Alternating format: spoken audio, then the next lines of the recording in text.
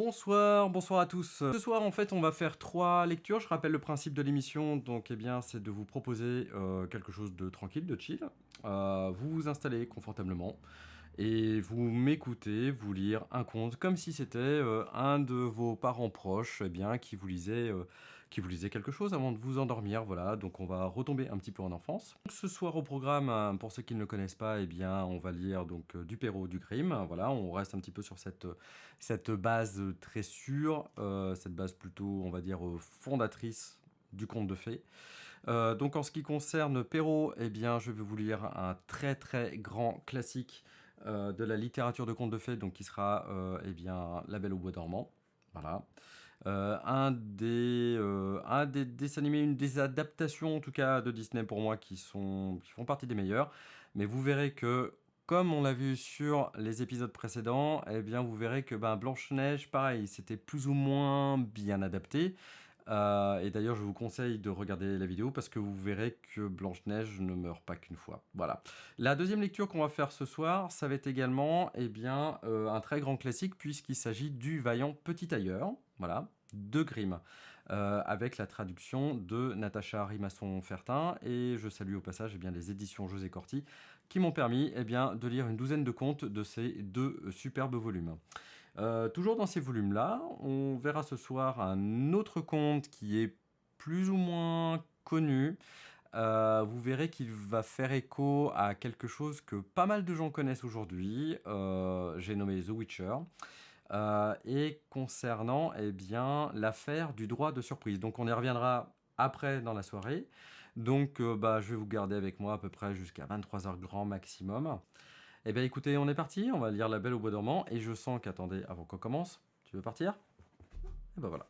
La Belle au bois dormant. Il était une fois un roi et une reine qui étaient si fâchés de n'avoir point d'enfants, si fâchés qu'on ne saurait dire. Ils allèrent à toutes les eaux du monde, vœux, pèlerinages, menues dévotions, tout fut mis en œuvre et rien n'y faisait. Enfin, pourtant, la reine devint grosse et accoucha d'une fille. On fit un beau baptême. On donna pour marraine à la petite princesse toutes les fées qu'on put trouver dans le pays.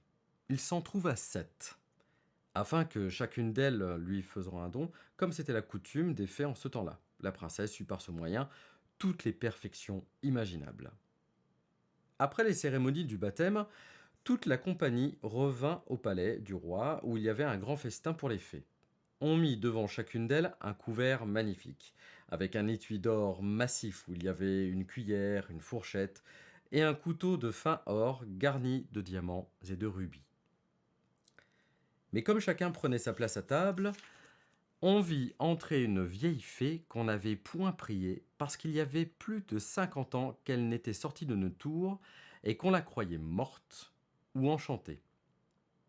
Le roi lui fit donner un couvert, mais il n'y eut pas moyen de lui donner un étui d'or massif comme aux autres, parce que l'on n'en avait fait faire que 7 pour les 7 fées. La vieille crut d'abord qu'on la méprisait, et grommela quelques menaces entre ses dents.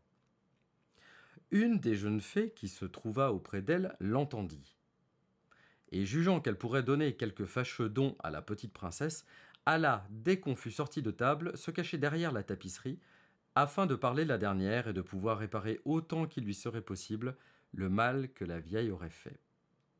Cependant, les fées commencèrent à faire leurs dons à la princesse. La plus jeune lui donna pour don qu'elle serait la plus belle personne du monde. Celle d'après, qu'elle aurait de l'esprit comme un ange. La troisième, qu'elle aurait une grâce admirable à tout ce qu'elle ferait. La quatrième, qu'elle danserait parfaitement bien. La cinquième, qu'elle chanterait comme un rossignol. Et la sixième, qu'elle jouerait de toutes sortes d'instruments dans la dernière perfection. Le rang de la vieille fée étant venu, elle dit, en branlant la tête encore plus de dépit que de vieillesse, que la princesse se percerait la main d'un fuseau et qu'elle en mourrait. Ce terrible don fit frémir toute la compagnie, et il n'y eut personne qui ne pleura.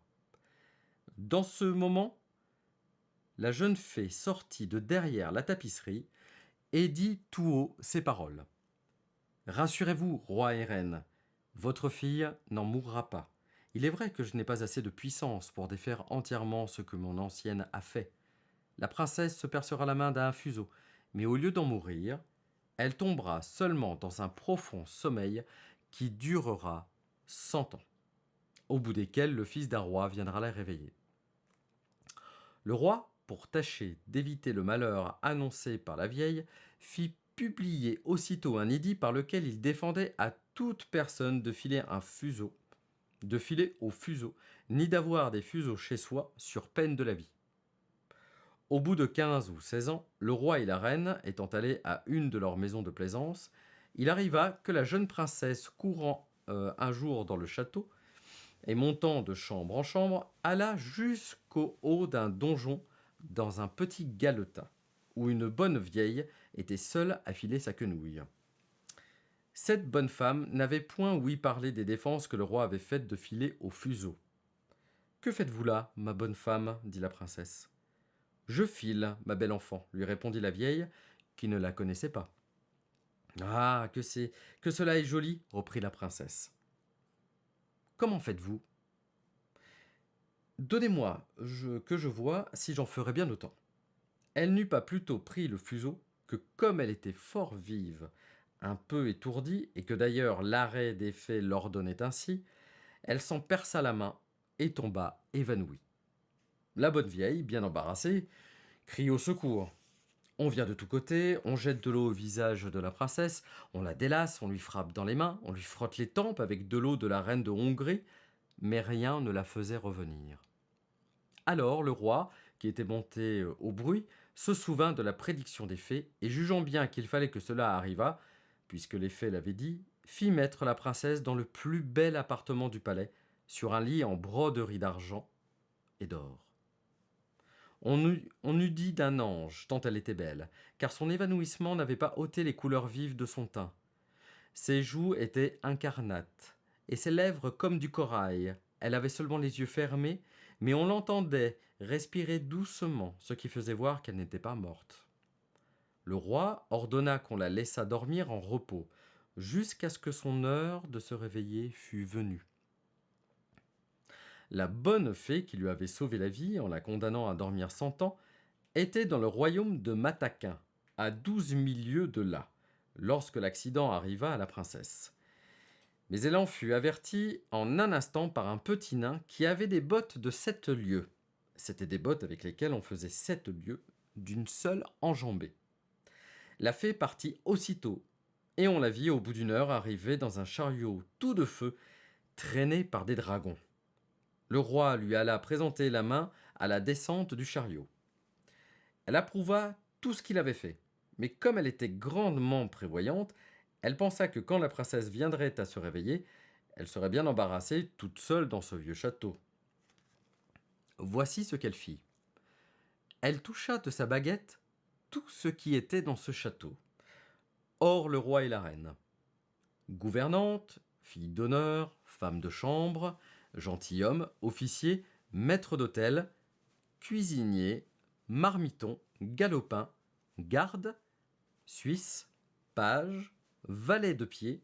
Elle toucha aussi tous les chevaux qui étaient dans les écuries, avec les palefreniers, les gros matins de basse-cour, et la petite pouffe, petite chienne de la princesse qui était auprès d'elle sur son lit. Dès qu'elle les eut touchés, ils s'endormirent tous, pour ne se réveiller qu'en même temps que leur maîtresse, afin d'être tout prêts à la servir quand elle en aurait besoin. Les broches même qui étaient au feu, toutes pleines de perdrix et de faisans, s'endormirent, et le feu aussi. Tout cela se fit en un moment. Les fées n'étaient pas longues à leur besogne. Alors, le roi et la reine, après avoir donné un baiser à leur cher enfant, voilà, ça c'est fait. Alors, merci mes petits chats, je crois qu'ils sont en train de chasser quelques mouches. Je reprends. Alors le roi et la reine, après avoir donné un baiser à leur cher enfant sans qu'elle s'éveillât, sortirent du château et firent publier des défenses à qui que ce soit d'en approcher. Ces défenses n'étaient pas nécessaires, car il crut dans un quart d'heure tout autour du parc une si grande quantité de grands arbres et de petits, de ronces et d'épines entrelacées les unes dans les autres, que bête ni homme n'y aurait pu passer. En sorte qu'on ne voyait plus que le haut des tours du château, encore n'était-ce que de bien loin. On ne douta point que la fée n'eût encore fait là un tour de son métier, afin que la princesse, pendant qu'elle dormirait, n'eût rien à craindre des curieux. Au bout de 100 ans, le fils du roi, qui régnait alors, et qui était d'une autre famille que la princesse endormie, étant allé à la chasse de ce côté-là, demanda ce que c'était que ces tours qu'il voyait au-dessus d'un grand bois fort épais. Chacun lui répondit selon qu'il en avait ouï parler.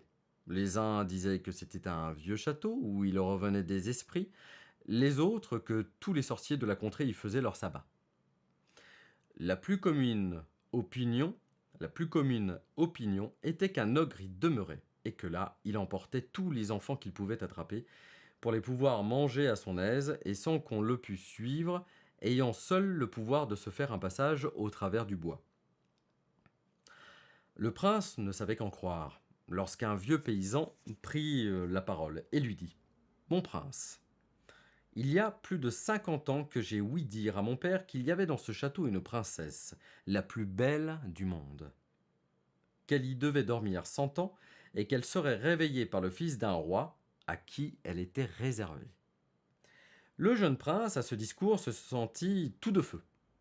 Il crut, sans balancer, qu'il mettrait fin à une si belle aventure, et poussé par l'amour et par la gloire, il résolut de voir sur le champ ce qui en était.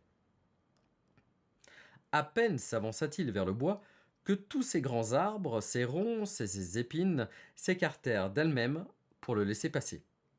Il marche vers le château qu'il voyait au bout d'une grande avenue où il entra, et ce qui le surprit un peu, il vit que personne de ces gens ne l'avait pu suivre, parce que les arbres s'étaient rapprochés dès qu'il avait été passé. Il ne laissa pas de continuer son chemin. Un prince jeune et amoureux est toujours vaillant. Il entra dans une grande avant-cour, où tout ce qu'il vit d'abord était capable de le glacer de crainte. C'était un silence affreux. L'image de la mort s'y présentait partout, et ce n'étaient que des corps étendus d'hommes et d'animaux qui paraissaient morts. Il reconnut pourtant bien au nez bourgeonné et à la face vermeille des Suisses qu'ils n'étaient qu'endormis, et leur tasse où il y avait encore quelques gouttes de vin montrait assez qu'ils s'étaient endormis en buvant. Il passe une grande cour pavée de marbre. Il monte l'escalier. Il entre dans la salle des gardes qui étaient rangés en haie, la carabine sur l'épaule et ronflant de leur mieux. Il traverse plusieurs chambres pleines de gentilshommes et de dames, dormant tous, les uns debout, les autres assis. Il entre dans une chambre toute dorée, et il vit sur un lit, dont les rideaux étaient ouverts de tous côtés, le plus beau spectacle qu'il eût jamais vu. Une princesse, qui paraissait avoir 15 ou 16 ans, et dont l'éclat resplendissant avait quelque chose de lumineux et de divin. Il s'approcha en tremblant et en admirant, et se mit à genoux auprès d'elle.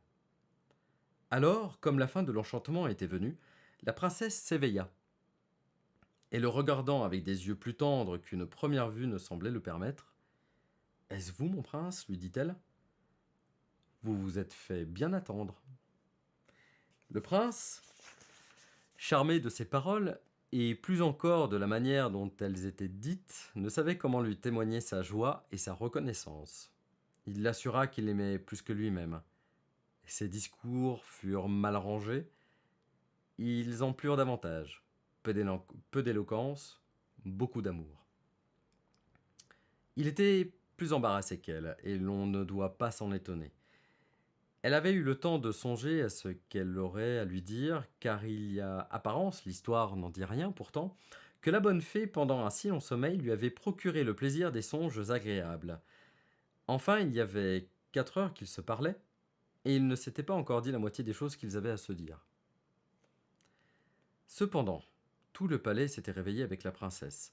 Chacun songeait à faire sa charge, et comme ils n'étaient pas tous amoureux, ils mouraient de faim.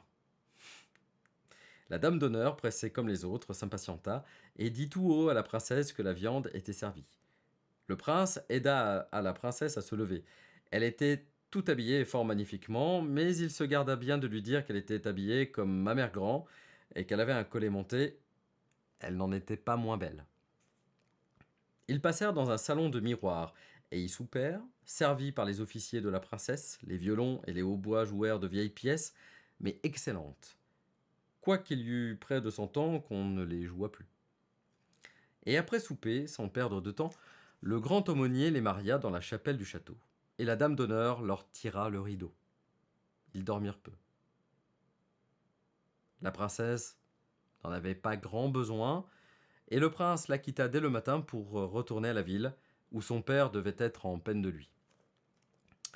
Le prince lui dit qu'en chassant, il s'était perdu dans la forêt, et qu'il avait couché dans la hutte d'un charbonnier qui lui avait fait manger du pain noir et du fromage.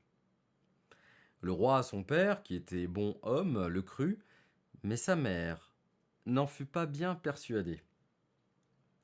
Et voyant qu'il allait presque tous les jours à la chasse, et qu'il avait toujours une raison en main pour s'excuser, quand il avait couché 2 ou 3 nuits dehors, elle ne douta plus qu'il n'eût quelque amourette, car il vécut avec la princesse plus de 2 ans entiers, et eut 2 enfants, dont le premier, qui fut une fille, fut nommé l'Aurore, et le second un fils qu'on nomma le Jour, parce qu'il paraissait encore plus beau que sa sœur.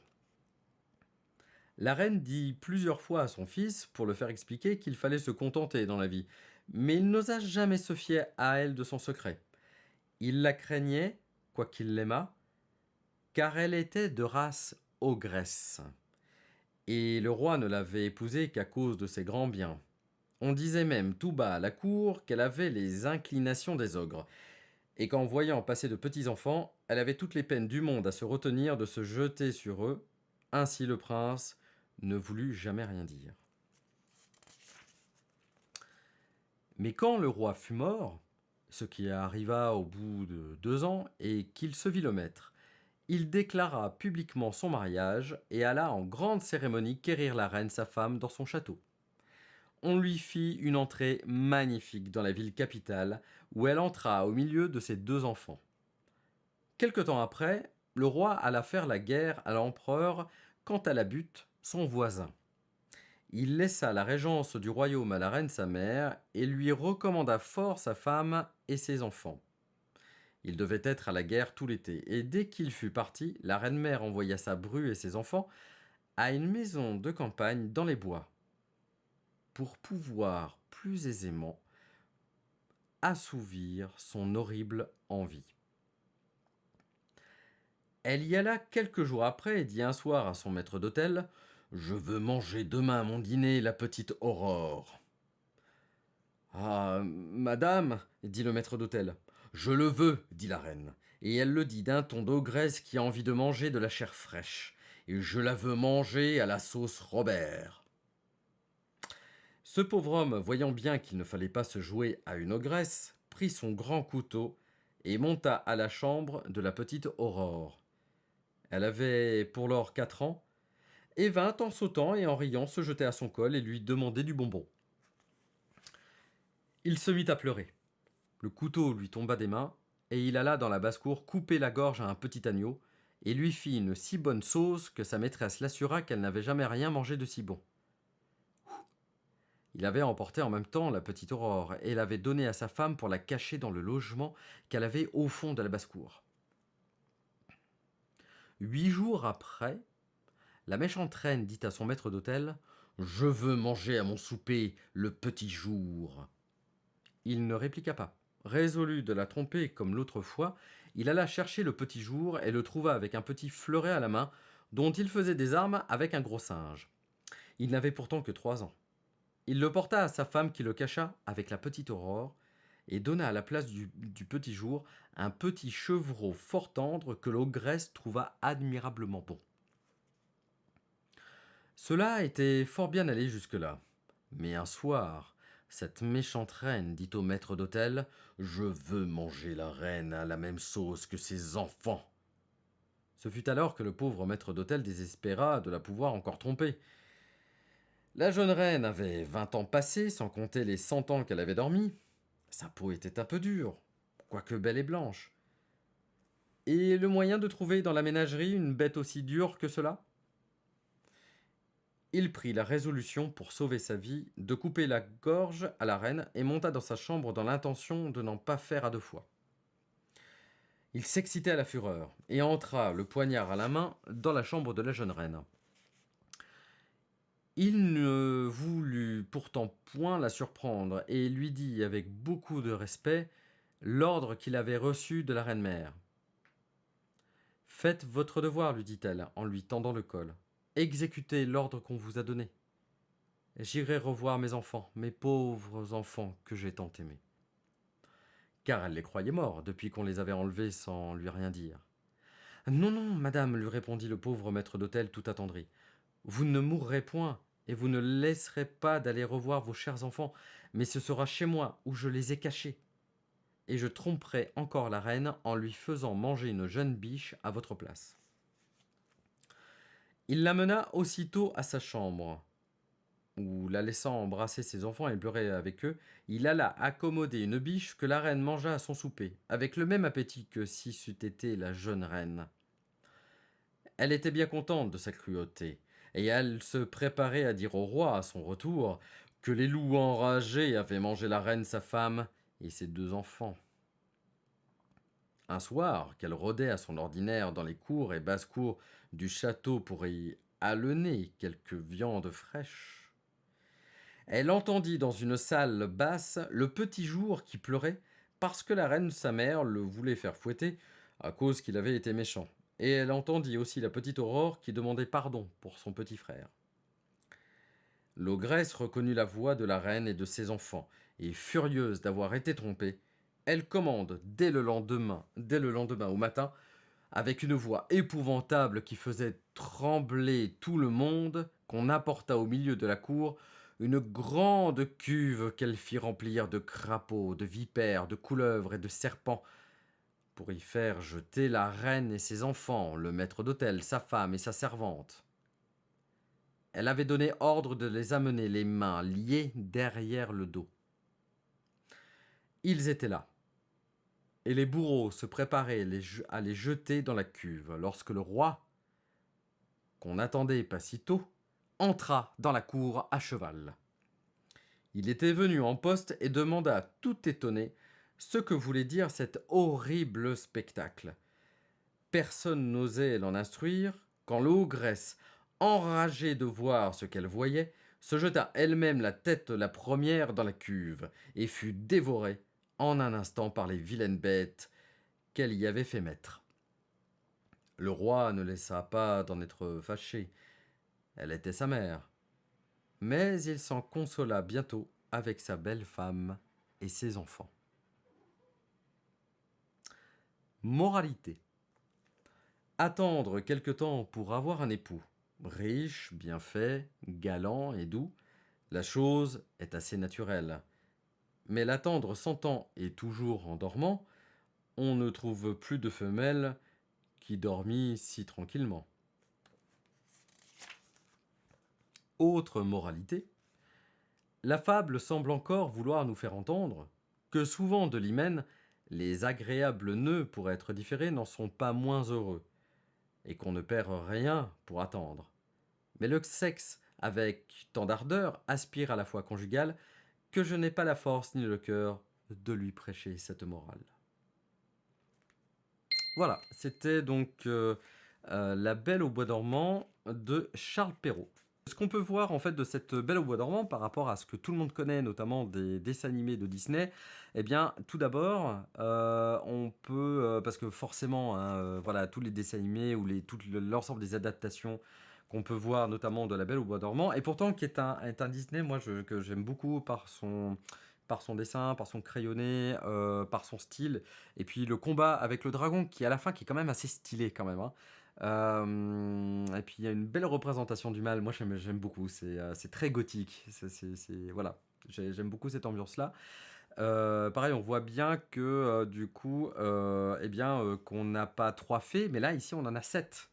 Bah 8 si on devait compter la vieille fée qui du coup, qui n'est pas contente, qui rinchonne parce qu'elle a pas son couvert avec son étui d'or là. Et bien, et ce qui est intéressant aussi, c'est toutes les qualités qu'on donne à la jeune fille, qui ne s'appelle d'ailleurs pas Aurore. Alors ça, c'est intéressant aussi parce que dans le conte, Aurore, c'est la fille de la Belle au bois dormant. On n'a pas ce combat contre la vieille fée, parce que visiblement, cette vieille fée, elle a le seul pouvoir de balancer une malédiction, et puis c'est tout. Elle n'a pas cette espèce de pouvoir de se transformer en dragon, et puis de tout désinguer. D'ailleurs, à propos de dragon, on sait que l'une des 7 fées les plus puissantes, elle se balade. Elle se balade, bah justement, je suis à la bonne page. Elle se balade. La bonne fée qui lui avait sauvé la vie en la condamnant à dormir 100 ans était dans le royaume de Mataquin. Alors Mataquin, je sais pas à l'époque de Louis XIV ce que ça voulait dire. Bref, à 12 000 lieues de là, lorsque l'accident arriva à la princesse, mais elle en fut avertie en un instant, blabla. Alors, on a une première mention qui est très intéressante, c'est les bottes de 7 lieues, ici. Aussi, voilà, c'est une des choses que je voulais souligner. Et la fille partit aussitôt et on la vit au bout d'une heure, arriver dans un chariot tout de feu traîné par des dragons. On a l'impression que c'est la fille d'Apollon qui arrive, tac tac tac tac, et traînée par des dragons. Donc on se dit, la fée, c'est pas la petite fée du coin, quoi. Hein. C'est pas Joel Clodo qui arrive dans son carrosse tout pourri, quoi. Voilà. Ce qui est intéressant également, c'est que donc dans la fin de La Belle au bois dormant, de dessin animé qu'on connaît tous, eh bien, c'est que bah, ça s'arrête avec Philippe, le prince Philippe, qui défonce à coups d'épée les ronces, qui rentre dans le château. Moi, encore une fois, j'adore ce combat, je le trouve vraiment trop, trop stylé, quoi. Avec le dragon qui est absolument magnifique. Et ensuite, justement, l'effet qui arrive, qui donne le pouvoir à l'épée qui est balancée dans le cœur du dragon. Enfin, voilà, je trouve ça. Voilà, il y a un petit côté épique qui est quand même assez badass à ce moment-là. Et puis, il vient réveiller Aurore d'un baiser, parce que je sais pas pourquoi est venue cette mode de, eh bien, c'est le baiser du mec qui va réveiller la princesse. Je ne sais pas d'où ça vient, je ferai des recherches et puis je regarderai effectivement d'où ça vient, mais je trouve ça trop. Enfin, je trouve ça quand même assez bizarre. Et d'ailleurs, comme la session précédente, on avait vu que, bah, comme pour Blanche-Neige, Blanche-Neige, elle n'est pas réveillée à cause du baiser du prince. Elle est réveillée parce que la pomme empoisonnée en fait était bloquée dans sa gorge et en fait quand on transportait son cercueil de verre, et ben à un moment donné les mecs ils sont croûtés par terre, le cercueil ouvert, la cabane sur le chien, bref, enfin, pas sur le chien, sur la princesse plutôt, et puis bah avec la secousse, et ben le bout de pomme empoisonnée sort et Blanche-Neige se réveille. Bref, donc, ici, c'est pas le prince, du coup, qui la réveille. Et ici, encore une fois, c'est pareil. C'est-à-dire que le prince s'agenouille auprès de la Belle au bois dormant, et en fait, elle se réveille parce que c'est juste qu'on arrive pile poil au bout des 100 ans. Point barre. L'histoire continue, c'est-à-dire qu'en fait, Philippe, en fait, sa maman, en fait, c'était une ogresse. Bonjour. Donc qui aimait bien manger les petits enfants. Et là, on se rend compte que bah, du coup, en fait, c'est ça qui est génial, c'est qu'à la fin du conte de Perrault, bah, ça se poursuit avec une ogresse qui veut manger la reine, ses enfants, etc. Que bah, du coup, le jeune roi lui a succédé à son père, il revient de la guerre. Et finalement, eh bien, boum, je vois ma maman qui veut manger ma femme et mes gosses. Tout va bien. Mais ça rappellera peut-être certains avec leur belle famille. Je sais pas. Charles Perrault, merci beaucoup. Et puis aussi, j'ai lu La Belle au bois dormant, puisque la semaine dernière, on a lu quelques contes, donc Blanche-Neige, qui est une forme de princesse endormie. Donc c'est pour ça que j'ai souhaité faire un petit fil conducteur sur La Belle au bois dormant.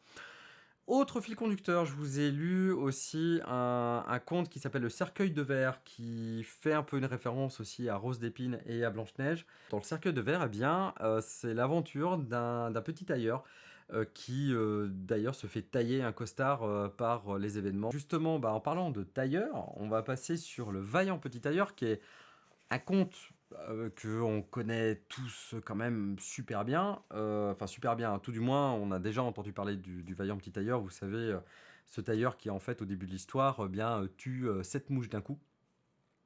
Et c'est d'ailleurs cet événement qui va faire que bien le petit tailleur va partir à l'aventure. Donc voilà, donc je le lis, je le rappelle. Donc encore une fois, je ne suis pas sponsorisé, mais c'est parce qu'en fait, on m'a donné l'aimable et la gracieuse autorisation de lire 12 contes. Donc c'est les contes pour enfants et la maison, donc aux éditions José Corti, qui sont édités et traduits par Natacha Rimasson-Fertin, le vaillant petit tailleur. Par un matin d'été, un petit tailleur était assis sur sa table près de sa fenêtre. Il était de bonne humeur et cousait de tout son cœur. À ce moment-là, une paysanne descendit la rue en criant « Bonne marmelade à vendre, bonne marmelade à vendre !» Ces mots résonnèrent agréablement aux oreilles du petit tailleur, qui passa sa petite tête par la fenêtre et cria à son tour « Montez ici, ma bonne dame, on vous débarrassera de votre marchandise !» Chargée de son lourd panier, la femme monta les 3 étages jusque chez le tailleur et dut déballer tous ses pots devant lui. Il les regarda tous, les soupesa, en approcha son nez et finit par dire « La marmelade me semble bonne. Pesément 4 demi-onces, ma bonne dame, même si cela ne fait qu'un quart de livre, peu m'importe. » La femme, qui avait cru trouver là un bon acquéreur, lui donna ce qu'il voulait, mais repartit contrarié et en grommelant. « Ah, eh bien, que Dieu bénisse cette marmelade, et qu'elle me donne des forces et de la vigueur !» s'exclama le petit tailleur. Il sortit le pain du placard, se coupa une tartine dans toute la longueur de la miche et y étala la marmelade. « Ça ne va pas être mauvais, dit-il, mais avant de croquer dedans, je vais d'abord terminer ce pourpoint. » Il posa la tartine à côté de lui, se remit à coudre, et il était si joyeux qu'il faisait des points de plus en plus grands. Pendant ce temps, l'odeur sucrée de la marmelade monta vers le mur sur lequel s'était posée une multitude de mouches. Cela les attira, et elles vinrent se poser sur la tartine. « Eh, mais qui donc vous a invité ?» s'exclama le petit tailleur en chassant ses invités indésirables. Mais les mouches, qui ne comprenaient pas l'allemand, ne se laissèrent pas éconduire de cette façon et revinrent de plus en plus nombreuses. Le petit tailleur eut alors, comme on dit, la moutarde qui lui monta au nez. Dans l'enfer où il se trouvait, il tendit le bras pour rattraper un torchon, et au cri de « Attendez un peu, je vais vous en donner, moi !» il les frappa sans aucune pitié. Quand il retira le torchon pour compter les mouches qu'il avait tuées, 7 d'entre elles gisaient mortes, les pattes étendues. « Es-tu un gars de cette trempe ?» se dit-il à lui-même en admirant sa vaillance. « Il faut que toute la ville le sache. » Et en toute hâte, le petit tailleur se découpa une ceinture, la cousit et broda dessus en grandes lettres « 7 d'un coup ». « Que dis-je, toute la ville? Il faut que le monde entier le sache, » dit-il gaiement, et son cœur remua de joie comme la queue d'un petit agneau. Le tailleur passa la ceinture autour de sa taille et s'apprêta à partir dans le vaste monde, car il pensait que les ateliers étaient bien trop petits pour sa vaillance. Avant de se mettre en route, il fit le tour de la maison en cherchant s'il n'y avait pas là quelque chose qu'il puisse emporter avec lui, mais il ne trouva rien d'autre qu'un vieux fromage qu'il fourra dans son sac. Devant le portail, il avisa un oiseau qui s'était pris dans les broussailles. L'oiseau rejoignit le fromage dans son sac. Le tailleur partit alors avec entrain, et comme il était léger et leste, il ne sentait pas la fatigue. Le chemin le mena en haut d'une montagne, et quand il en eut atteint le plus haut sommet, il trouva un énorme géant qui était assis là et regardait tranquillement autour de lui. Le petit tailleur s'arma de courage et alla vers lui en disant « Bien le bonjour, camarade, tu es là à regarder le vaste monde, hein? J'y vais, justement, et je veux y faire mes preuves. Veux-tu venir avec moi ?» Le géant regarda le tailleur d'un air méprisant et répondit « Espèce de crapule, tu n'es qu'un moins que rien. » « C'est ça, » répliqua le petit tailleur. Il déboutonna son habit et montra sa ceinture au géant. « Voilà, regarde un peu quel genre d'homme je suis. » Le géant lut « 7 d'un coup », crut qu'il s'agissait d'hommes que le tailleur avait tués, et ressentit un peu de respect envers ce petit bonhomme. Cependant, Cependant, il voulut tout d'abord le mettre à l'épreuve. Il prit un caillou dans sa main et le pressa si fort que de l'eau se mit à en couler. Fais la même chose si tu as de la force, dit le géant. C'est tout? Pour nous autres, c'est un jeu d'enfant, dit le petit tailleur. Il plongea la main dans son sac, en sortit le fromage tout mou et le pressa si fort que le jus se mit à couler. Le géant ne savait pas quoi dire et se refusait à croire que ce petit bonhomme fût capable de faire une chose pareille. Il prit alors un autre caillou par terre et le lança en l'air, si haut que c'est à peine si on pouvait le voir à l'œil nu. Allez, petit caneton, fais comme moi. Bien lancé, dit le tailleur, mais ton caillou a bien fini par retomber par terre. Tu vas voir, moi, je vais en lancer un qui ne reviendra pas du tout. Il plongea la main dans son sac, prit l'oiseau et le lança en l'air. L'oiseau, tout heureux d'avoir retrouvé la liberté, s'éleva dans les airs, s'enfuit à tire d'aile et ne revint pas. Alors, camarade, que penses-tu de ce coup? Demanda le tailleur. Tu sais bien lancer, dit le géant. Maintenant, nous allons voir si tu es capable de porter quelque chose de sérieux. Il amena le petit tailleur près d'un vénérable chêne qu'on avait abattu et qui était par terre, et lui dit « Si tu es assez fort, aide-moi à porter cet arbre jusqu'à la sortie de la forêt. »« Volontiers, répondit le petit homme. Tu n'as qu'à prendre le tronc sur ton épaule. Et moi, je vais porter les branches et les rameaux. C'est ce qui pèse le plus lourd. » Le géant mit le tronc sur son épaule. Quant au tailleur, il s'assit sur une branche. Le géant, qui ne pouvait pas se retourner, fut obligé de porter tout l'arbre et le petit tailleur par-dessus le marché. Celui-ci derrière était tout joyeux et de bonne humeur, et il sifflotait la chanson Trois tailleurs quittaient la ville à cheval comme si porter un arbre était un jeu d'enfant. Après avoir porté ce lourd fardeau, un bout de chemin, le géant fut obligé de s'arrêter et lui cria « Écoute, il faut que je laisse tomber l'arbre !» Le tailleur sauta lestement de sa branche, saisit l'arbre à deux mains comme s'il l'avait porté et dit au géant « Un grand gars comme toi, et tu n'es même pas capable de porter cet arbre !» Ils continuèrent leur chemin ensemble, et quand ils passèrent près d'un cerisier, le géant en attrapa les branches où il se trouvaient les premières cerises, les courba et les mit dans la main du tailleur en lui disant de les manger. Mais le petit tailleur était bien trop léger pour tenir l'arbre. Et quand le géant lâcha les branches, l'arbre se redressa et le tailleur fut propulsé dans les airs. Lorsqu'il retomba par terre, indemne, le géant dit « Eh bien, tu n'as donc pas la force nécessaire pour tenir cette misérable verge ?»« La force ne m'en manque pas, répondit le petit tailleur. Crois-tu que cela arrêterait quelqu'un qui en a tué 7 ? J'ai sauté par-dessus l'arbre parce qu'en bas, des chasseurs sont en train de tirer dans les buissons. Saute à ton tour, si tu en es capable. » Le géant essaya, mais il ne réussit pas à passer par-dessus l'arbre et resta accroché dans les branches, de sorte que le petit tailleur eut de nouveau le dessus. Le géant lui dit « Puisque tu es un gars si courageux, viens donc dans notre caverne et passe la nuit avec nous. » Le petit tailleur fut d'accord et le suivit. Quand ils arrivèrent dans la caverne, il y avait là encore d'autres géants qui étaient assis près du feu. Chacun avait un mouton rôti à la main et mangeait.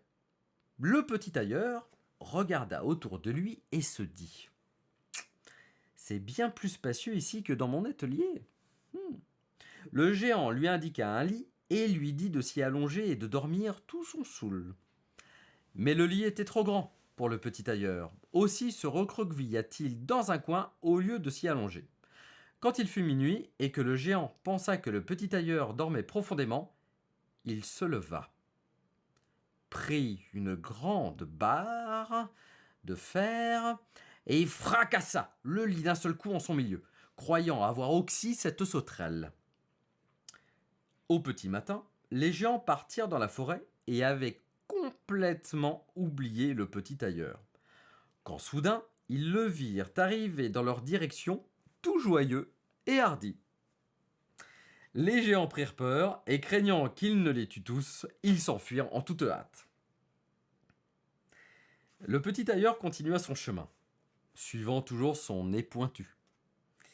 Après avoir voyagé longtemps, il arriva dans la cour d'un palais, et comme il ressentait de la fatigue, il s'étendit dans l'herbe et s'endormit.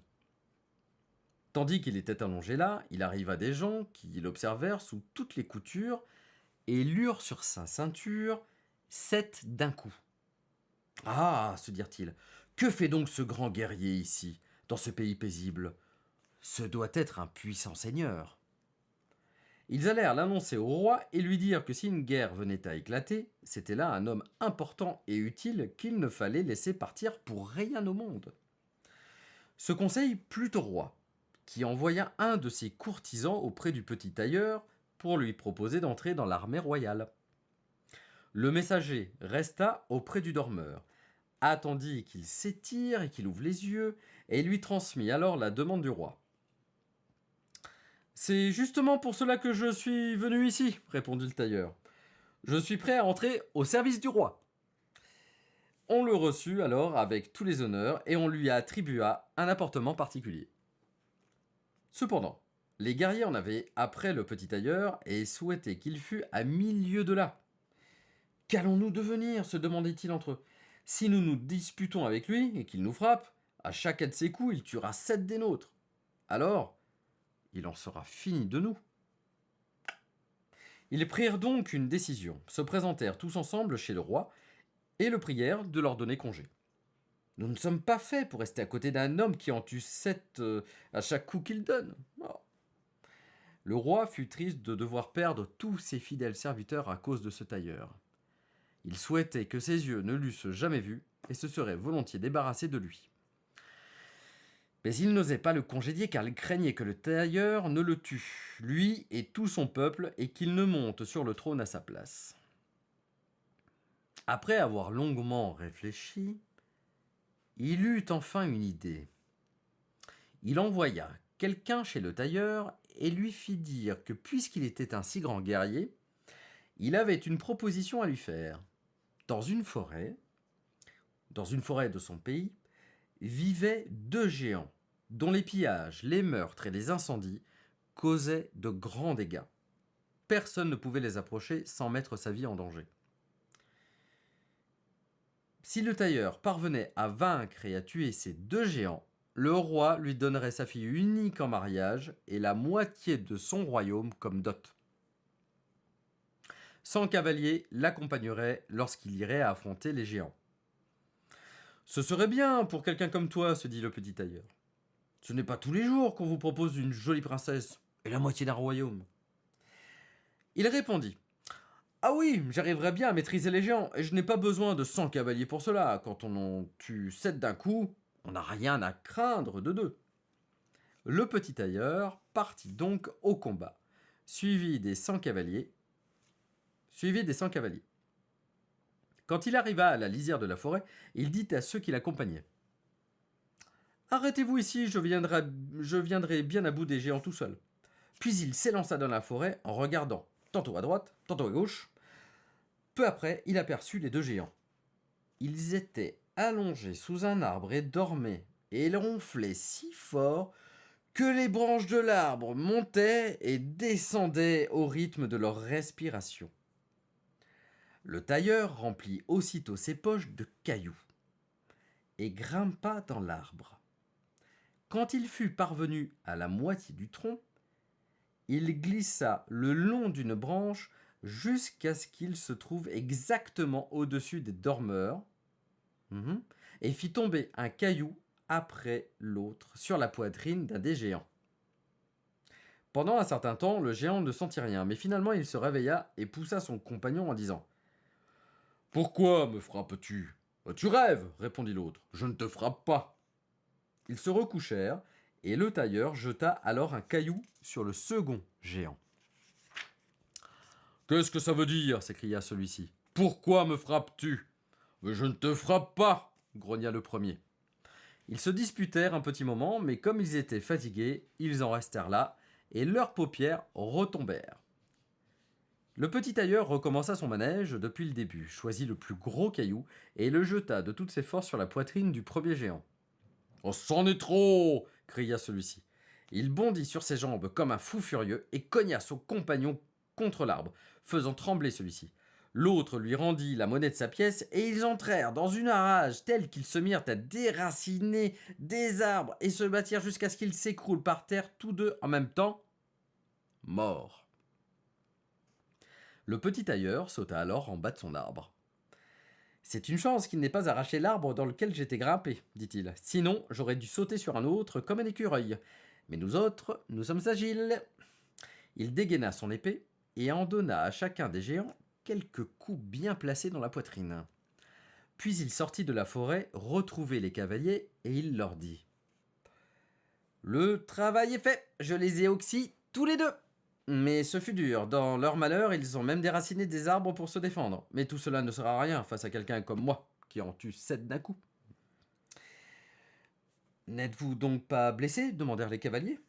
Bah, il n'y a pas de quoi s'inquiéter, ils n'ont pas touché un seul de mes cheveux. Bah. Les cavaliers ne voulurent pas le croire et s'enfoncèrent dans la forêt. Ils trouvèrent les deux géants baignant dans leur propre sang au milieu des arbres déracinés. Le petit tailleur exigea du roi la récompense promise, mais celui-ci regrettait sa promesse et se mit à réfléchir de nouveau pour trouver un moyen de se débarrasser de ce héros. Avant d'obtenir ma fille et la moitié du royaume, lui dit-il, tu dois accomplir encore un exploit. Il y a dans cette forêt une licorne qui fait beaucoup de dégâts. Il faut que tu la captures. Je crains une licorne encore moins que 2 géants. 7 d'un coup, c'est mon affaire. Le tailleur prit une corde et une hache, sortit dans la forêt et dit une nouvelle fois à ceux qu'on avait mis sous ses ordres d'attendre à l'extérieur de la forêt. Il n'eut pas besoin de chercher longtemps. La licorne passa bientôt par là et fonça tout droit sur le tailleur comme si elle avait l'intention de l'embrocher, sans autre forme de procès. « Oh toulou toulou » dit celui-ci, « pas si vite !» Il resta où il était, en attendant que l'animal s'approche, puis il se cacha lestement derrière un arbre. La licorne se précipita à toute vitesse contre l'arbre et planta sa corde si profondément dans le tronc qu'elle n'eut pas assez de force pour la retirer. Elle était donc prisonnière. « Voilà le petit oiseau attrapé, » dit le tailleur. Il sortit de derrière l'arbre, commença par passer la corde autour du cou de l'animal, puis, à l'aide de la hache, il libéra la corne du tronc. Et une fois que tout fut terminé, il emmena l'animal et le conduisit chez le roi. Mais le roi ne voulut pas encore lui donner le salaire promis et exigea une 3e chose. Avant d'épouser sa fille, le tailleur devait attraper un sanglier qui causait de grands dégâts dans la forêt. Il aurait pour cela l'aide des chasseurs. « Pas volontiers, » dit le tailleur. « C'est un jeu d'enfant. » Il n'emmena pas les chasseurs avec lui dans la forêt. Et ceux-ci n'en étaient pas mécontents car le sanglier les avait déjà reçus plusieurs fois d'une telle façon qu'ils n'avaient plus la moindre envie de le chasser. Apercevant le tailleur, le sanglier se précipita à sa rencontre, la bouche écumante et en montrant ses dents aiguisées avec l'intention de le jeter à terre. Mais le héros, agile, se glissa dans une chapelle qui se trouva non loin de là et en ressortit aussitôt en un seul bond par une fenêtre. Le sanglier l'avait suivi, mais le tailleur fit le tour par l'extérieur et referma la porte derrière lui. La bête furieuse, qui était bien trop grosse et bien trop lourde pour pouvoir sauter par la fenêtre, se trouva donc prise au piège. Le petit tailleur appela les chasseurs pour qu'ils voient le prisonnier de leurs propres yeux. Quant au héros, il se rendit chez le roi qui fut obligé cette fois, bon gré mal gré, de tenir sa promesse et qui lui remit sa fille et la moitié de son royaume. S'il avait su qu'il avait devant lui non pas un grand guerrier mais un petit tailleur, il lui en eût coûté encore davantage. On célébra donc le mariage en grande pompe, mais avec peu de joie, et c'est ainsi qu'un tailleur devint roi. Quelque temps après, la jeune reine entendit son mari parler ainsi dans son sommeil. « Mon gars, fais-moi ce pourpoint et répare-moi ce pantalon, tu auras un coup d'aune sur les oreilles !» Elle comprit alors de quelle extraction était le jeune homme et raconta son malheur à son père le lendemain matin en lui demandant de la débarrasser de cet homme qui n'était qu'un tailleur. Le roi la consola en lui disant : « Cette nuit, tu laisseras la porte de ta chambre ouverte. Mes serviteurs seront dans le couloir, et quand il sera endormi, ils entreront, le ligoteront et l'emporteront sur un bateau qui l'emmènera loin d'ici. » La femme en fut satisfaite, mais le porteur d'armes du roi, qui avait tout entendu, était bien disposé envers son jeune maître, et lui rapporta toutes ses manigances. « Je vais leur mettre des bâtons dans les roues, » dit le petit tailleur. Le soir venu, il se coucha à l'heure habituelle avec sa femme.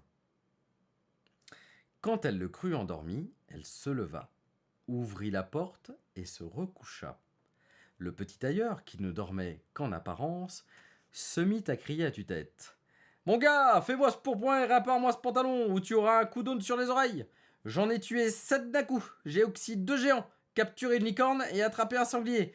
Et je ferais bien de me méfier de ceux qui sont à la porte de ma chambre. » Quand ceux-ci entendirent le tailleur parler ainsi, ils furent saisis de terreur et prirent leurs jambes à leur cou comme s'ils avaient la chasse sauvage à leurs trousses, et plus personne ne voulut plus lui chercher querelle. C'est ainsi que le petit tailleur resta roi toute sa vie. Voilà pour cette seconde lecture sur les 3 que nous allons faire ce soir. On parle d'un tailleur qui est hyper malin par rapport au conte précédent que je vous ai lu la semaine dernière, où là on a un tailleur qui était quand même assez...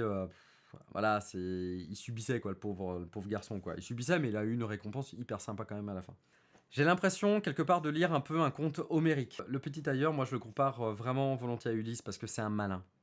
C'est un malin, mais de dingue. Et le vaillant petit tailleur, en fait, pourquoi est-ce que je parle d'Ulysse? Bah, donc, du coup, c'est son côté très malin. Il y a tout le passage avec les géants. C'est-à-dire qu'on se retrouve presque avec comment dire, avec le géant Polyphème de l'Odyssée. Ah ouais, j'ai l'impression, moi, avec les géants, en fait, c'est quand ils lancent les pierres comme ça. C'est comme s'ils disaient aux géants qu'ils s'appelaient personne et que ensuite, bah, les géants disent à d'autres géants, bah oui, mais c'est personne qui a crevé l'œil de Polyphème, c'est personne qui nous a... Alors si c'est personne, qu'est-ce que vous racontez quoi? Enfin, pour que le héros accède en fait à sa récompense finale, que son voyage se termine par une issue heureuse, en règle générale, il faut qu'il surmonte 3 épreuves. Comme Ulysse doit surmonter des épreuves tout le long de son aventure. C'est pour ça que je vous recommande vraiment de lire l'Odyssée d'Homère, l'Iliade aussi bien sûr, puisque ce sont des textes qui sont fondateurs sur la façon dont on écrit des histoires pour qu'elles soient, on va dire, vivantes et qu'elles soient pleines de rebondissements. Ces 3 épreuves font partie d'une initiation aussi. Le héros ne pourra pas avoir ce qu'il veut au tout début, juste parce que en fait, il a tué cette mouche et qu'il est malin. Notamment dans La Belle au bois dormant, quelque part, ben, le jeune roi, il doit surmonter l'épreuve de sa propre mère, quoi. Hein, voilà, sa propre mère est une ogresse. Eh bien, ça fait partie aussi, finalement, c'est une représentation de ce qu'on peut vivre nous au quotidien. C'est-à-dire qu'en fait, quoi qu'on en dise, vos proches, vos amis, peuvent être des obstacles à surmonter dans votre propre, comment dire, dans votre propre initiation de la vie.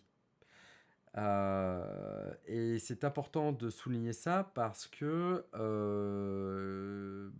quels que soient en fait, quels que soient les amis que vous avez, quels que soient les proches que vous avez, des frères, des sœurs, quel que soit le père, la maman que vous avez, etc.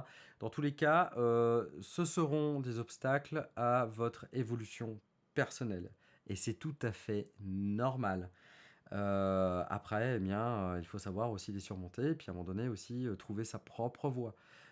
C'est pour ça souvent quand on dit le conflit des générations et aussi la crise d'adolescence, ben, c'est ça aussi quelque part.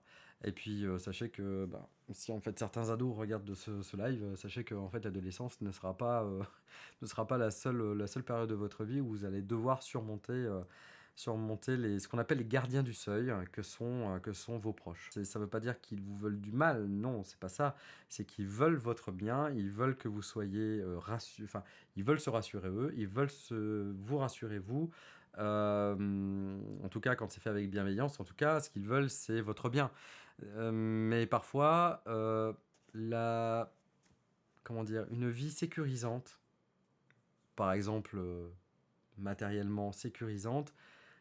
ne sera pas forcément dans votre intérêt.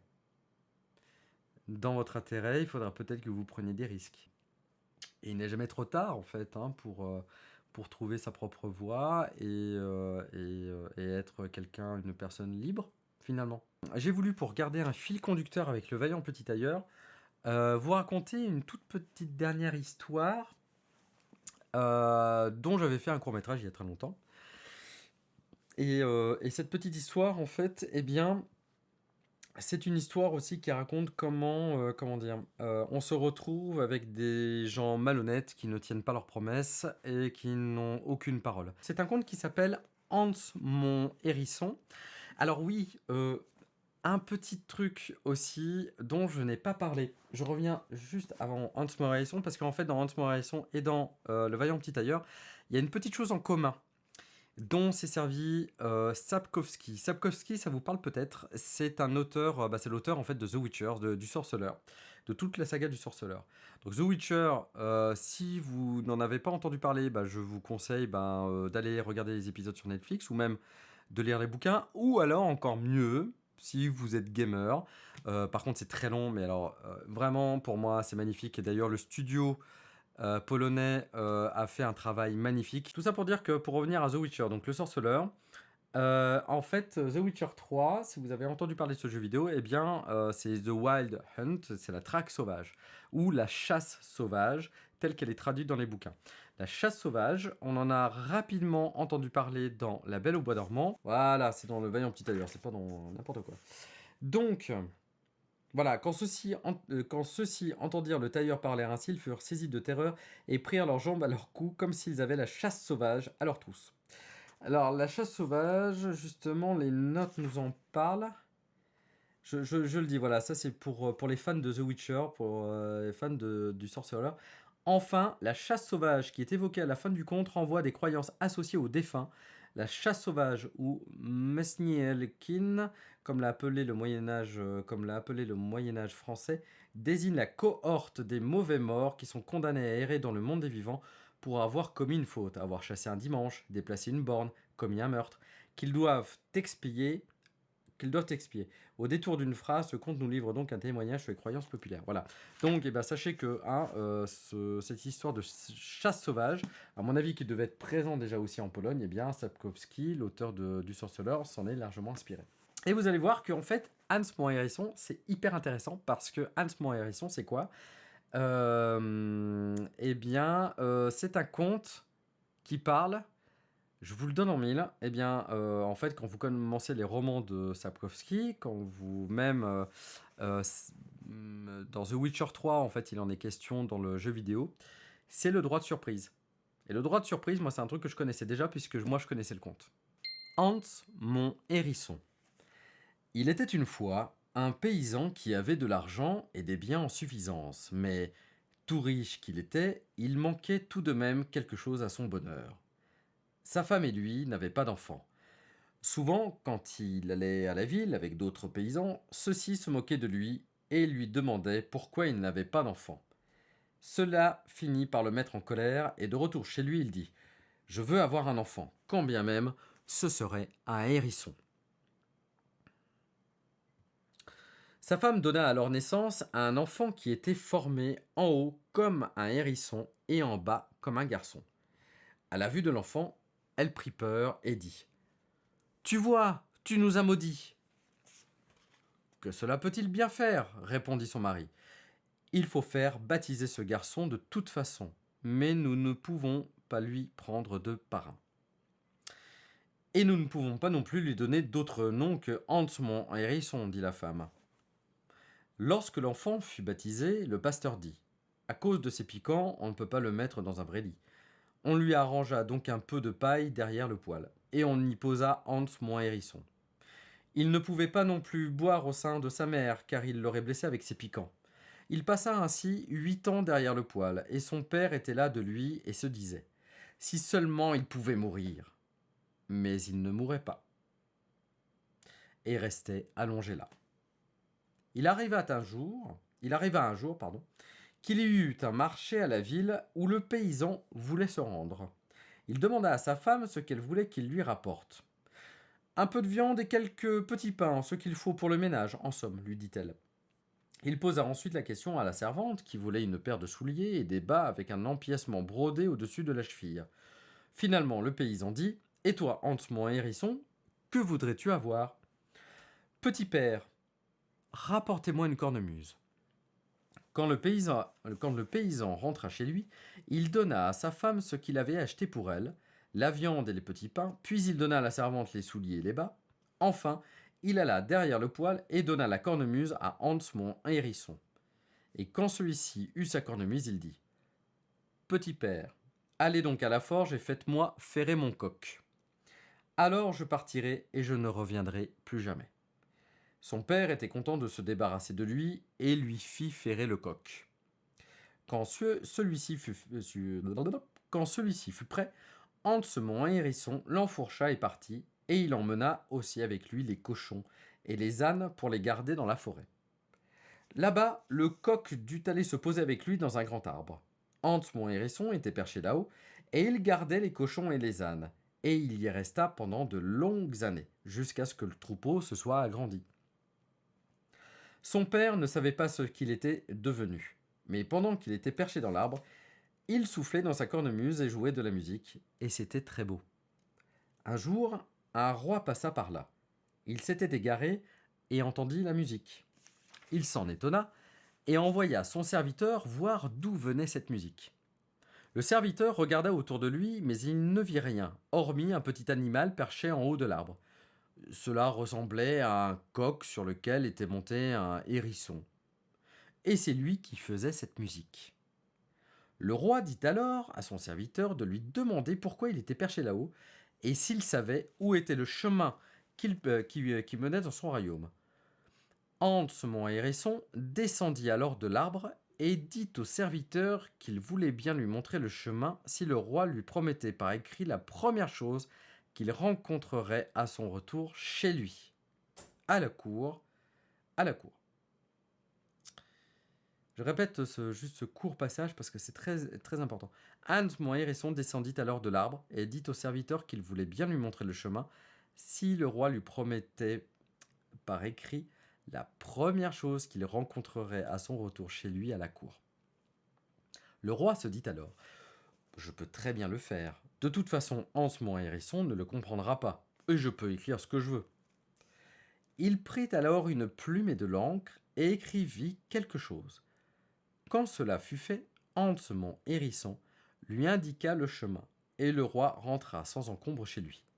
Cependant, quand sa fille le vit arriver de loin, sa joie fut si grande qu'elle se précipita à sa rencontre et l'embrassa. Le roi se souvint alors de Hans, mon hérisson, et raconta à sa fille ce qui lui était arrivé et qu'il avait dû promettre par écrit à un étrange animal la première chose qu'il rencontrerait à son retour chez lui. Cet animal était monté à califourchon sur un coq comme si c'était un cheval, et il jouait fort joliment de la musique. Mais le roi dit qu'il avait écrit que l'animal n'aurait tout de même pas cette chose, car Hans mon hérisson ne pourrait pas lire cela. Ces mots réjouirent la princesse, qui dit que c'était bien ainsi, car elle ne serait jamais allée le rejoindre. Hans mon hérisson, quant à lui, gardait les ânes et les cochons. Il était d'humeur joyeuse, perché dans l'arbre et soufflant dans sa cornemuse. Le hasard fit alors qu'un autre roi passa par là avec ses serviteurs et ses messagers. Il s'était égaré, et comme la forêt était très grande, il ne savait plus comment rentrer chez lui. Lui aussi, il entendit cette belle musique de loin et demanda à son messager ce que cela pouvait bien être, en lui disant d'aller voir. Le messager alla se placer sous l'arbre et vit le coq qui était perché avec Hans mon hérisson sur son dos. Le messager lui demanda alors ce qu'il faisait là-haut. Je garde mes ânes et mes cochons. Mais quel est votre désir? Lui répondit Hans mon hérisson. Le messager lui dit qu'il s'était perdu et qu'il ne parvenait pas à rentrer dans leur royaume. Ne pourrait-il pas leur montrer le chemin? Hans mon hérisson descendit donc de l'arbre avec son coq et dit au vieux roi qu'il voulait bien lui montrer le chemin s'il acceptait tout d'abord de lui donner la première chose qu'il rencontrerait chez lui quand il arriverait devant son château. Le roi acquiesça et lui en donna une promesse écrite. Quand cela fut fait, Hans mon hérisson passa devant, jucher sur son coq pour lui montrer le chemin, et le roi rentra sans encombre dans son royaume. La joie fut grande lorsqu'il arriva dans la cour du château. Or, le roi avait une fille unique qui était très belle. Elle courut à sa rencontre, lui sauta au cou et l'embrassa, se réjouissant de voir revenir son vieux père. Elle lui demanda aussitôt où il avait été dans le monde pendant sa longue absence. Il lui raconta alors qu'il s'était égaré et qu'il s'en était fallu de peu qu'il ne rentre pas du tout, mais que, tandis qu'il traversait une grande forêt, il avait rencontré un être mi-homme, mi-hérisson, qui était en haut d'un grand arbre, à califourchon sur un coq et qui jouait fort bien de la musique. Cet être lui était venu en aide et lui avait montré le chemin. Et en échange, il lui avait promis la première chose qu'il rencontrerait à sa cour. C'était elle, sa fille, et à présent, il en était vraiment désolé. Sa fille lui promit cependant qu'elle voudrait bien suivre l'animal quand il se présenterait par amour pour son vieux père. Hans, mon hérisson, quant à lui, gardait ses cochons, et ceux-ci donnèrent naissance à d'autres cochons, et ils devinrent si nombreux que toute la forêt en fut bientôt remplie. Hans, mon hérisson, ne voulait pas rester dans la forêt plus longtemps, et il fit dire à son père qu'il fallait libérer toutes les étables du village, car il rentrait avec un troupeau si grand que tous ceux qui voulaient tuer le cochon allaient pouvoir le faire. À cette nouvelle, son père fut tout troublé, car il pensait que Hans, mon hérisson, était mort depuis longtemps. Celui-ci, de son côté, enfourcha son coq et rentra au village en poussant ses cochons devant lui, puis il les fit tuer. Oh là là là là là là, ce fut une tuerie et une boucherie telle qu'on l'entendit à 2 lieues à la ronde. Hans, mon hérisson, dit ensuite: Petit père, faites-moi ferrer encore une fois mon coq à la forge, et je partirai ensuite pour ne plus jamais revenir. Son père fit ferrer le coq, et il se réjouissait à l'idée que Hans, mon hérisson, n'ait pas l'intention de revenir. Hans, mon hérisson, se rendit dans le premier royaume, où le roi avait ordonné à tous ses gens, si quelqu'un se présentait à califourchon sur un coq et muni d'une cornemuse, de tirer sur lui, de le frapper et de le chasser à coups de lance, afin qu'il n'entre pas dans le château. Quand Hans, mon hérisson, arriva, à cheval sur son coq, ils fondirent sur lui armés de baïonnettes, mais il enfonça ses éperons dans les flancs de son coq et s'envola par-dessus le portail pour aller se poser devant la fenêtre du roi. Puis il cria à celui-ci qu'il devait lui donner ce qu'il lui avait promis, sinon il les tuerait, sa fille et lui. Le roi parla alors gentiment à sa fille et lui demanda de sortir voir Hans, mon hérisson, afin de sauver sa vie et la sienne. Elle s'habilla donc de blanc, et son père lui donna un carrosse attelé de 6 chevaux, ainsi que d'excellents serviteurs, de l'argent et des biens. Elle y monta, et Hans, mon hérisson, s'installa à ses côtés avec son coq et sa cornemuse, puis ils dirent adieu au roi et partirent, et le roi se disait qu'il ne reverrait plus jamais sa fille. Mais les choses se passèrent autrement que ce qu'il pensait, car après qu'ils se furent éloignés un peu de la ville, Hans, mon hérisson, enleva à la fille du roi ses beaux habits et la piqua avec sa peau de hérisson jusqu'à ce qu'elle soit toute sanguinolente. Voilà la récompense de votre fausseté. Va-t'en, je ne veux pas de toi, lui dit-il ensuite, avant de la renvoyer ainsi chez elle, humiliée jusqu'à la fin de ses jours. Hans, mon hérisson, quant à lui, poursuivit son chemin, avec son coq et sa cornemuse, vers le royaume du second roi à qui il avait indiqué son chemin.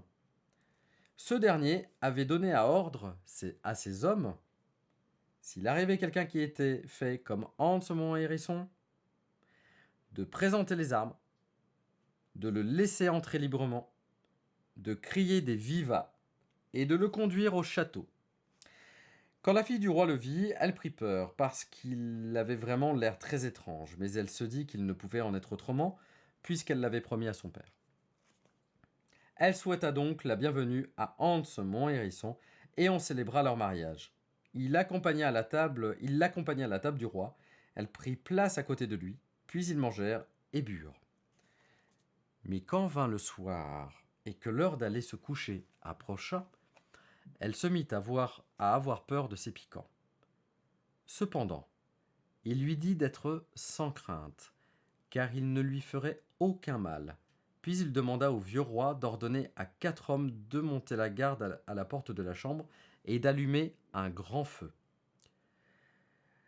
Quand il entrerait dans la chambre et qu'il se mettrait au lit, il sortirait de sa peau de hérisson et poserait celle-ci au pied du lit. Les hommes devraient alors accourir et jeter la peau au feu et ne pas s'en éloigner jusqu'à ce que les flammes l'aient complètement détruite.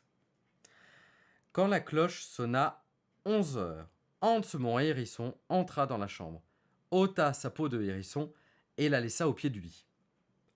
Les hommes du roi vinrent alors vite la chercher et la jetèrent au feu.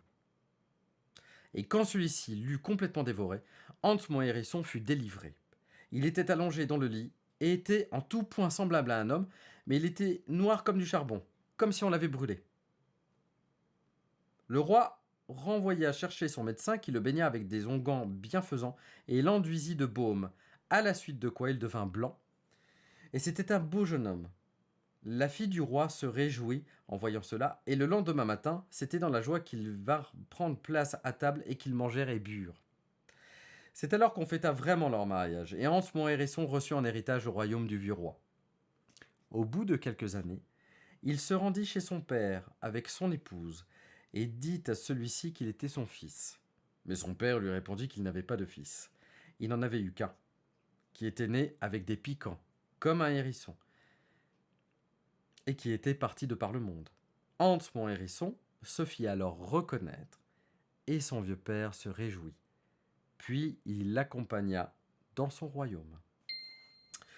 Hans mon hérisson, eh bien, tout simplement, c'est quoi? C'est exactement ce qu'on retrouve dans The Witcher, c'est le droit de surprise. Vous savez, comment dire, le sorceleur, parce qu'il ne croit pas au destin, il sauve, voilà, je veux pas vous spoiler, mais grosso modo, il arrive à sauver en fait, comment dire, 2 êtres qui s'aiment, d'une tuerie. La princesse a des pouvoirs immenses, voilà donc et il arrive en fait à faire en sorte que, en fait, ces 2-là eh bien, puissent se marier. Sachant que en fait, comment dire, le garçon en fait, ressemble à un hérisson, en fait, il est tout plein de piquants. Donc la référence à Hans mon hérisson, merci Sapkowski, mais la référence elle est là. Le garçon qui ressemble à un hérisson vient réclamer son droit de surprise, c'est-à-dire qu'en fait il avait aidé le père de cette fille-là et il avait réclamé un droit de surprise. Et le droit de surprise, ça peut être une bonne récolte, ça peut être un petit chien, ça peut être n'importe quoi. Le droit de surprise, c'est quoi? C'est la première chose que le roi allait avoir sans qu'il le sache lorsqu'il reviendrait chez lui. Et c'est exactement ce qu'on a dans Hans mon hérisson. Hans mon hérisson réclame ce qu'on appelle un droit de surprise, c'est-à-dire, eh bien, vous allez me donner la première chose que vous allez rencontrer la première chose que vous allez rencontrer lorsque vous arriverez chez vous. C'est exactement en fait.